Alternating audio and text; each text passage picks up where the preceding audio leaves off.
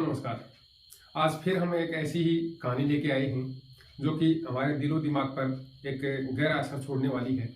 उस कहानी के माध्यम से हम जो समाज की हमारी जो दिशा है और जिस प्रकार से हम अपने बच्चों को कामयाब कर रहे हैं, उनकी कामयाबी है वो उन्हें किस दिशा में ले जा रही है और किस प्रकार से समाज की जो सोच है वो संकीर्ण होती जा रही है, जो हमारे नैतिक मूल्य थे वो कहीं विलुप्त होते जा रहे हैं।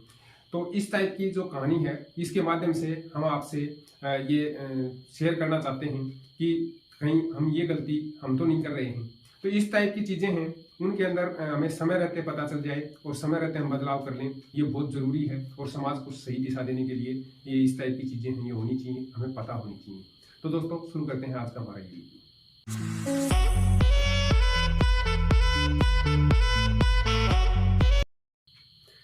साथियों, एक एक ऐसे परिवार की कहानी हम आपको बताते हैं जहां सब कुछ वेल सेटल्ड है।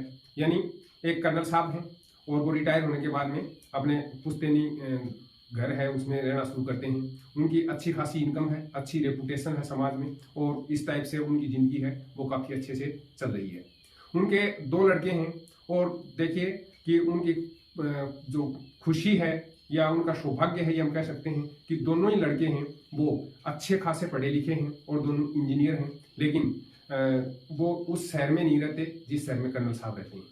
कर्नल साहब से दूर दूसरी जगह पर काफ़ी दूर रहते हैं और कर्नल साहब और उनकी बीवी वो एक साथ रहते हैं अपने पुश्तैनी शहर में। तो दोस्तों अब कहानी में क्या होता है कि कर्नल साहब अपने बच्चों से लगातार कनेक्ट रहते हैं, बातचीत करते रहते हैं और उनसे इस टाइप की चीज़ें हैं वो जब भी उनको आवश्यकता पड़ती है तो वो करते रहते हैं। समाज में काफ़ी उनका रुतबा है, समाज में काफ़ी उनका बड़ा स्थान है और वो समाज के लोगों से भी कनेक्ट रहते हैं। इस टाइप की चीज़ें चलने के दौरान ही उनकी बीवी है वो बीमार हो जाती है और वो अंतिम समय में अपने बच्चों को याद करती है और वो कहती है कि एक बार आप मेरे बच्चों को है वो बुला दें जिससे कि मैं उनके दर्शन कर सकूं, उनको देख सकूं। मेरी इच्छा है कि आखिरी समय पता नहीं मेरा बुलावा कब आ जाए, इसलिए मैं अपने बच्चों को जी भर के देखना चाहती हूँ। कर्नल साहब अपने बच्चों को फ़ोन करके ये बातें बताते रहते हैं, लेकिन उनके बच्चे हैं वो अपने शहर में और अपने कार्य में अत्यधिक व्यस्त रहते हैं और काफ़ी दूरी होने की वजह से वो उनके पास आ नहीं पाते हैं। दोस्तों इसी क्रम में थोड़े समय बाद है वो कर्नल साहब की पत्नी है वो उनका देहावसान हो जाता है, वो अब नहीं रहती है। तो कर्नल साहब ने अपने छोटे बेटे से इस विषय में फ़ोन किया और फ़ोन करके कहा कि अब तुम्हारी माँ इस दुनिया में नहीं रही। वो तुम्हें अंतिम समय में मिलना चाहती थी, तुमसे बात करना चाहती थी, अपने पास बिठा करके तुमसे दुलार करना चाहती थी, लेकिन तुम आ नहीं पाए, तुम्हारे व्यस्तता की वजह से ऐसा हो नहीं पाया। इस बात का मुझे भी मलाल है, तुम्हारी माँ को भी मलाल रहा और शायद हो सकता है तुम्हें भी इस बात का दुख हो। ये बात बताने के बाद में वो अपने बच्चे से कहते हैं कि तुम जल्दी घर आ जाओ और अपने भाई को भी फ़ोन कर दो कि अब हमारी माँ है वो नहीं। दोस्तों वो माँ के अंतिम संस्कार के लिए वो जो छोटा बच्चा है वो वहाँ से आता है और काफ़ी इंतजार के बाद आता है। लोग बाद में वो कहते हैं कि वो बहुत दूर रहते हैं, पता नहीं वो आ भी रहे हैं कि नहीं आ रहे हैं। तो कर्नल साहब कहते हैं कि मेरे बेटे हैं और वो अवश्य ही आएंगे, वो एक सैनिक के बेटे हैं, एक फौजी के बेटे हैं और वो पक्के आएंगे। तो इस टाइप से वो उसका काफ़ी इंतजार करते हैं और वो उनका छोटा बेटा है वो उसकी माँ की मृत्यु के दूसरे दिन वहाँ पहुँच पाता है। सभी लोग इकट्ठे होते हैं और कहते हैं कर्नल साहब को कि अब तो उनका लड़का भी आ गया है, तो इसलिए अब इसका अंतिम संस्कार है वो जल्दी से करना चाहिए। तो कर्नल साहब कहते हैं कि नहीं, मेरा बड़ा बेटा है वो भी अभी पहुँचा नहीं है। तो वो छोटे बच्चे से कहते हैं क्या बेटे तुमने अपने भाई के साथ इस टाइप की चीज़ें हैं वो बातें हैं वो करी हैं क्या, वो कब तक आएगा ये बताओ। तो उसका जो छोटा बेटा है वो अनायास ही उसके मुंह से एक सच निकल जाता है और वो सच ये है कि पापा मैंने भाई साहब से बात करी थी और भाई साहब ने ऐसे कहा है कि अब माँ ख़त्म हो गई है तो तुम उसका अंतिम संस्कार जो भी क्रियाक्रम है वो तुम कराओ, अभी मेरे पास टाइम नहीं है, जब पिताजी ख़त्म होंगे उस टाइम पे मैं चला जाऊँगा, तेरे को आने की आवश्यकता नहीं पड़ेगी। और दोस्तों ये बातें सुन के कर्नल साहब को बड़ा अफसोस होता है, बहुत दुख होता है कि उनके बच्चे हैं वो इस टाइप से सोचते हैं या इस टाइप की बातें करते हैं।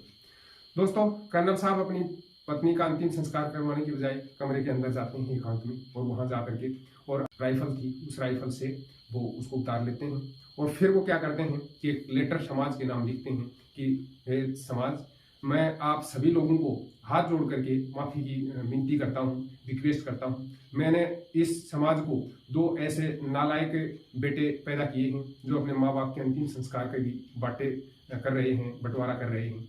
तो इसका मतलब ये है कि कहीं मेरे लालन पालन में, मेरे संस्कारों में कहीं न कहीं कमी है, और जो प्रोडक्ट मैंने समाज को दिए हैं उसकी वजह से आज समाज की यही स्थिति हो गई है। इसलिए मैं अपराध बोध के साथ जीना नहीं चाहता। इसलिए मेरा भी अंतिम संस्कार है वो मेरी पत्नी के साथ ही कर दिया जाए, चाहे भले उसमें मेरे बेटे शामिल हों या नहीं हों। और ये कह करके वो राइफल से अपने आप को शूट कर लेते हैं, यानी अपने सुसाइड कर लेते हैं।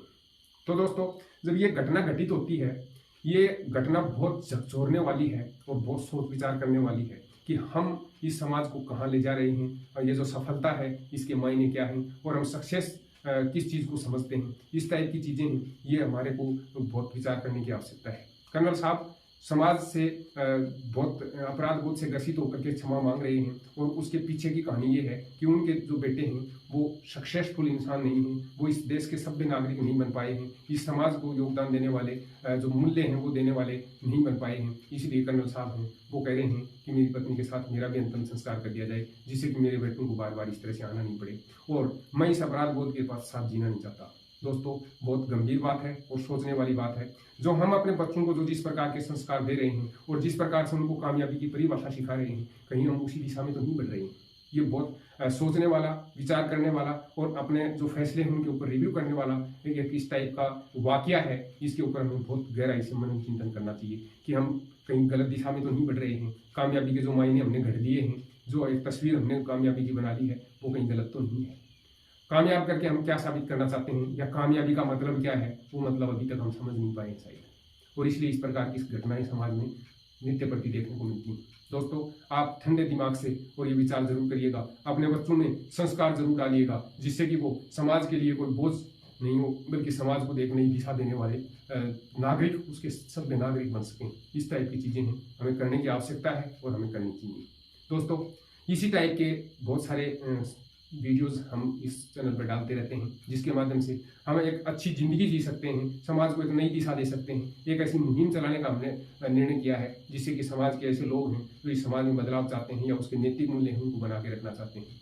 तो इसलिए इस वीडियो को सभी लोगों के साथ शेयर करें। अभी तक आपने हमारे इस चैनल को सब्सक्राइब नहीं किया है तो सब्सक्राइब करके बेल नोटिफिकेशन जरूर दबा दीजिएगा।